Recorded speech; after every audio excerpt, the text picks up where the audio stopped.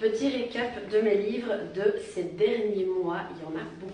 On va commencer avec le recueil de poèmes de Deborah Garcia qui est une exploration des rencontres et des coïncidences qui façonnent un petit peu notre existence.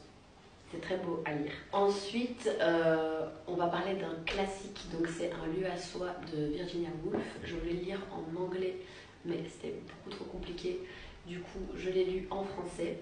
Et c'est un essai qui parle de l'importance de l'indépendance financière et d'avoir un lieu à soi chez les femmes pour créer.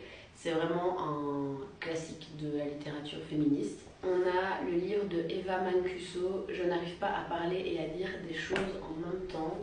Et c'est un récit sur la difficulté de s'exprimer dans un monde où on a énormément de mots. Et au final, ceux-ci ne sont pas suffisants.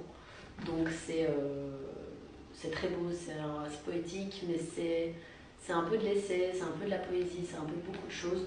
Et c'est très très très chouette à lire. Ensuite, plus light, j'ai lu Funny Story de Emily Henry, qui est donc une romance à lire, je pense.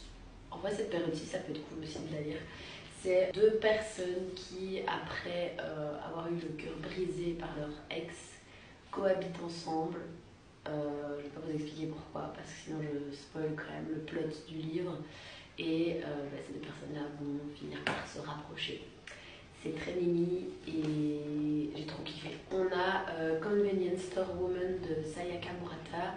C'est un livre qui parle de la vie d'une femme japonaise qui trouve son indépendance et son confort dans une supérette japonaise.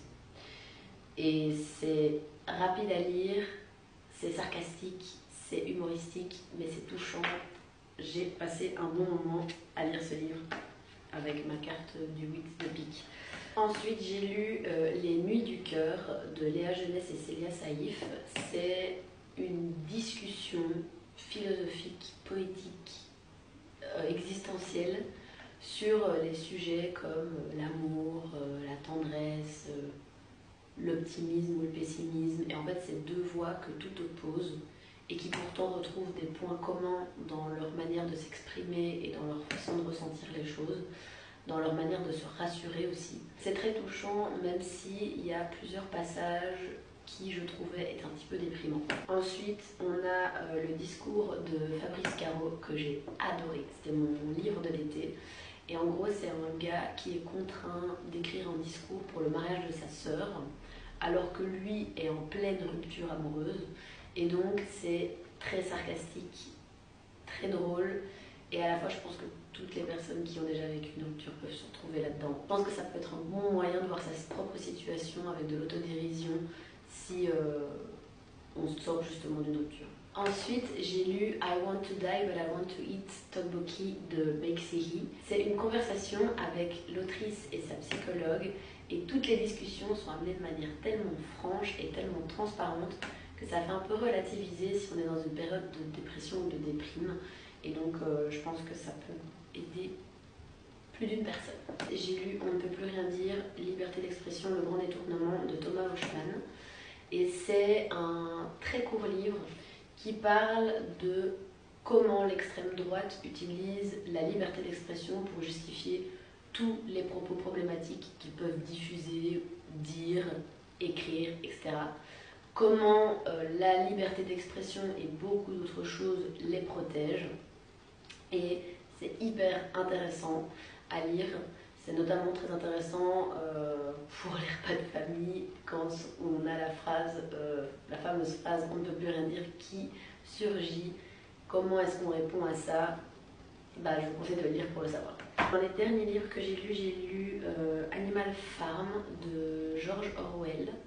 Et c'est l'histoire d'une ferme d'animaux qui décide de se rebeller contre les humains. Et finalement, la rébellion va aussi avoir lieu au sein des animaux puisque la dictature se déplace d'humains à animaux et au final, le livre exprime le fait d'avoir toujours une notion de pouvoir au sein de chaque groupe, ou en tout cas une envie de notion de pouvoir. J'ai lu La Métamorphose de Franz Kafka, qui est l'histoire d'un homme qui, du jour au lendemain, se transforme en insecte et comment, jour après jour, il va être un petit peu évincé, même beaucoup évincé de sa famille et traité en paria. C'était sympa de lire en quoi ça consistait parce que c'était un classique qui était dans ma liste depuis très longtemps, mais ça m'a pas touché plus que ça. Le livre que je suis en train de lire pour l'instant, c'est Se perdre de Annie Ernaux et je kiffe mon truc de malade. Du coup, n'hésitez pas à me dire si vous avez lu certains de ces livres, qu'est-ce que vous en avez pensé et si pas, est-ce que vous avez envie de les lire.